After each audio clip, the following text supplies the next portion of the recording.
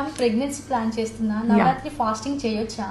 ఓ Navratri fasting కదమ్మా, 9 days అంటున్నారా?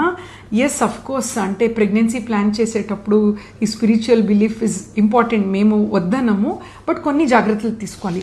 First ఏంటంటే ఫాస్టింగ్ చేసేటప్పుడు మీరు హైడ్రేషన్, వాటర్ అనేది తాగకుండా ఉండొద్దు. ఎందుకంటే వాటర్ తాగలేదంటే కూడా అట్లీస్ట్ టెండర్ కోకోనట్ కానీ మజ్జిగ అలాంటిది, వాటర్ అంటే ఫ్రూట్ జ్యూస్ ఇవన్నీ తీసుకోవచ్చమ్మా.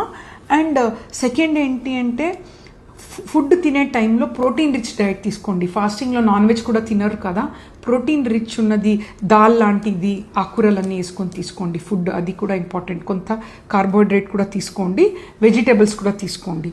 థర్డ్, ఈ ఫాస్టింగ్ వల్ల ఇంజెక్షన్ తీసుకోకూడదు, టాబ్లెట్స్ తీసుకోకూడదు అనకండి.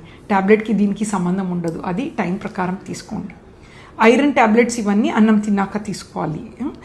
అండ్ నెక్స్ట్ ఏంటి అంటే పండుకోవటం కూడా, కొందరు జాగరణ చేస్తారు అవన్నీ అంటారు, అప్పుడు ఏమవుతుంది స్లీప్ డిస్టర్బెన్స్ వల్ల మెలటోనిన్ ఇవన్నీ ఉంటాయమ్మా. ఎంతవరకు స్లీప్ ఉండాలి.